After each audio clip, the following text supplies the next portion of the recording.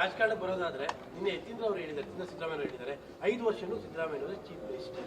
High command ಕೂಡ ಆ ಥರ ಸೂಚನೆಗಳು ಸಿಕ್ಕಿದೆ. ಅದು ಅವರ ಹೇಳಿಕೆ. ಅದು ಅವ್ರಿಗೇನು ಮಾಹಿತಿ ಇದೆ ಆ ಆಧಾರದ ಮೇಲೆ ಹೇಳಿರ್ತಾರೆ.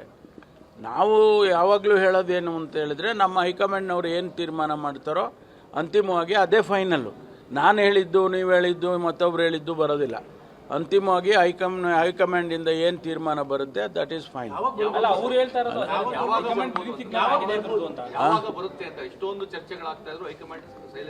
ಅವರು ಹೇಳ್ತಾರೆ ಸಂದರ್ಭ. ನಾವು ಹೇಳೋಕ್ಕಾಗುತ್ತೆ ಹಿಂಗೆ ಹೇಳಿ ಅಂತ. ಅವರು ಯಾವಾಗ ಸಂದರ್ಭ ನೋಡಿಕೊಂಡು ಅದರ ಅವಶ್ಯಕತೆ ಇದ್ರೆ ಹೇಳ್ತಾರೆ. ಎಲ್ಲ ಗೊಂದಲ ಮಾಧ್ಯಮದಲ್ಲಿರ್ಬೋದು, ಗೊಂದಲ ಬೇರೆ ಬೇರೆ ಹಂತದಲ್ಲಿ ಇರ್ಬೋದು. ಆದರೆ ನಮಗೆ ಹೈಕಮಾಂಡ್ನವರಿಗೆ ಆ ಗೊಂದಲ ಇದೆ ಅಂತ ಹೇಳಿ ಕಾಣಿಸಿದಾಗ ಅವ್ರು ಹೇಳ್ತಾರೆ.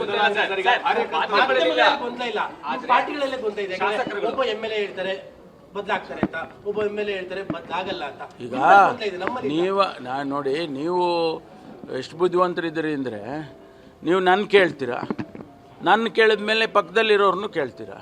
2 ವರ್ಷ ಇದ್ದೇ ಇರುತ್ತಲ್ವಾ, ಅದನ್ನು ನಿಮಗೆ ಹೆಂಗೆ ಬೇಕೋ ಹಂಗೆ ಇಂಟರ್ಪ್ರೇಟ್ ಮಾಡ್ತೀರಾ. ನೋಡಿ, ನಮ್ಮಲ್ಲಿ ಯಾವ ಗೊಂದಲನೂ ಇಲ್ಲ.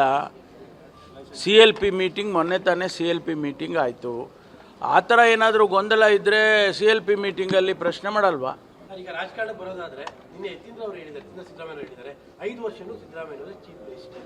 ಹೈಕಮಾಂಡ್ ಕೂಡ ಆ ಥರ ಸೂಚನೆಗಳು ಸಿಕ್ಕಿದೆ. ಅದು ಅವರ ಹೇಳಿಕೆ. ಅದು ಅವ್ರಿಗೇನು ಮಾಹಿತಿ ಇದೆ ಆ ಆಧಾರದ ಮೇಲೆ ಹೇಳಿರ್ತಾರೆ. ನಾವು ಯಾವಾಗಲೂ ಹೇಳೋದೇನು ಅಂತ ಹೇಳಿದ್ರೆ, ನಮ್ಮ ಹೈಕಮಾಂಡ್ನವ್ರು ಏನು ತೀರ್ಮಾನ ಮಾಡ್ತಾರೋ ಅಂತಿಮವಾಗಿ ಅದೇ ಫೈನಲ್ಲು. ನಾನು ಹೇಳಿದ್ದು, ನೀವು ಹೇಳಿದ್ದು, ಮತ್ತೊಬ್ರು ಹೇಳಿದ್ದು ಬರೋದಿಲ್ಲ. ಅಂತಿಮವಾಗಿ ಹೈಕಮಾಂಡಿಂದ ಏನು ತೀರ್ಮಾನ ಬರುತ್ತೆ ದಟ್ ಈಸ್ ಫೈನ್.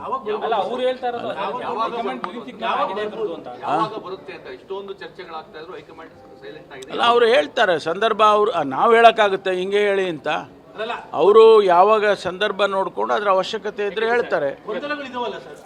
ಎಲ್ಲ ಗೊಂದಲ ಮಾಧ್ಯಮದಲ್ಲಿರ್ಬೋದು, ಗೊಂದಲ ಬೇರೆ ಬೇರೆ ಹಂತದಲ್ಲಿ ಇರ್ಬೋದು.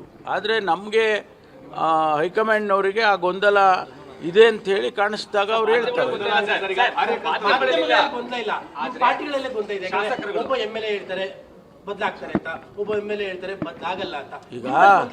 ಈಗ ನಾನು ನೋಡಿ, ನೀವು ಎಷ್ಟು ಬುದ್ಧಿವಂತರಿದ್ದೀರಿ ಅಂದರೆ, ನೀವು ನನ್ನ ಕೇಳ್ತೀರಾ, ನನ್ನ ಕೇಳಿದ ಮೇಲೆ ಪಕ್ಕದಲ್ಲಿರೋರ್ನು ಕೇಳ್ತೀರಾ.